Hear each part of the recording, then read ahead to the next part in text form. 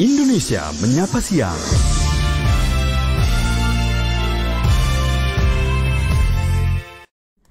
Ya, mendengar Anda masih menyimak Indonesia Menyapa Siang, masih ditemani oleh saya Puspita Ayu, dan kita masih berbicara mengenai bagaimana kemudian mengantisipasi penyebaran varian baru ya COVID-19 jenis Kraken ini.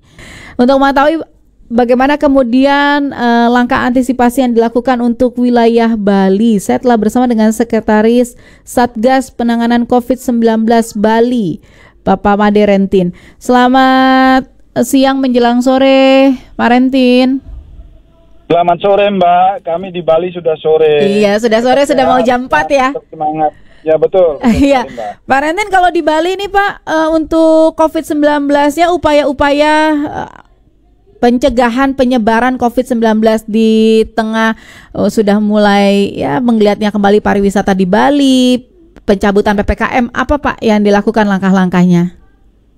Iya, sejalan dengan dikeluarkannya beberapa regulasi tingkat nasional, terakhir Inmendagri 53, dihentikannya pemberlakuan pembatasan kegiatan masyarakat di satu sisi, kedua semakin banyaknya kedatangan wisatawan mancanegara, terakhir kami menerima tidak kurang dari 216 warga negara Cina langsung landing, direct flight, bahkan charter flight tiba di Ngurah Rai.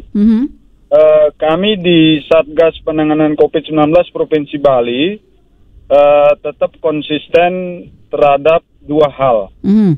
Pertama, protokol kesehatan, salah satunya adalah perilaku hidup bersih dan sehat, karena kita berupaya tanpa dan tidak ada COVID sekalipun, PHBS itu sejatinya sudah lama kita gelorakan, kita kampanyekan untuk mereka, masyarakat kami di Bali, untuk tetap menerapkan perilaku hidup bersih dan sehat di satu sisi. Yang kedua, penggunaan masker kendati pun konteksnya tidak wajib, sebagai himbauan saja, terutama ketika berkegiatan di dalam ruangan atau ada indikasi ketika kita paham kondisi tubuh kita kurang fit, ada gejala pilek, demam, ya mau tidak mau itu sebuah keharusan untuk gunakan masker. Intinya adalah protokol kesehatan masih tetap konsisten kita lakukan. Satu. Yang kedua adalah ini yang luar biasa, vaksinasi, Mbak Puspita. Sejalan dengan itu, keluar surat edaran dari Kementerian Kesehatan kaitannya dengan diperbolehkannya booster kedua untuk masyarakat umum yang awalnya hanya spesifik untuk nakes dan lansia. Kami di Bali tentu menyambut dengan gegap gempita dan rasa senang yang luar biasa. Terutama kami memetakan ada sekurang-kurangnya ada 3 kelompok sasaran yang relatif rentan. Kami lakukan upaya percepatan. Pertama, rekan-rekan kami insan pariwisata yang jumlahnya mendekati angka 17.000. Kami sejak tanggal 24 yang lalu sudah melakukan upaya percepatan gebiar vaksin, serbuan vaksin booster kedua atau suntikan keempat. Yang kedua, teman-teman kami komunitas bandara, ada Angkasa Pura, ada Outbound, ada imigrasi, bea cukai dan seterusnya, yang kurang lebih jumlahnya 13.500.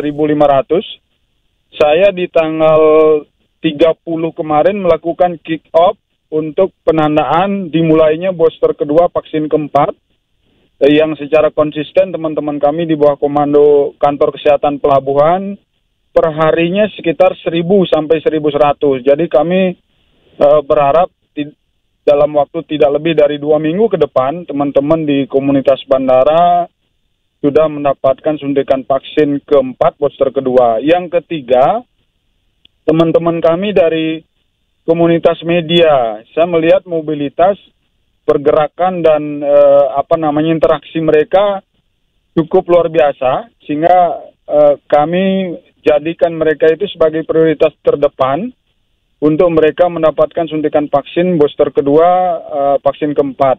Dan yang terakhir sebagai tambahan arahan pimpinan Pak Sekda selaku Ketua Harian Satgas, kami mulai tanggal 24 kemarin sudah membuat jadwal, ada 39 OPD, organisasi perangkat daerah di Pemprov Bali.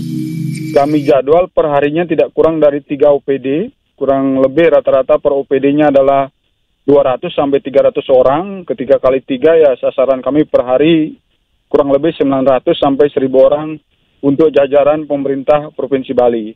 Itu upaya yang konsisten kami lakukan, Mbak Puspita.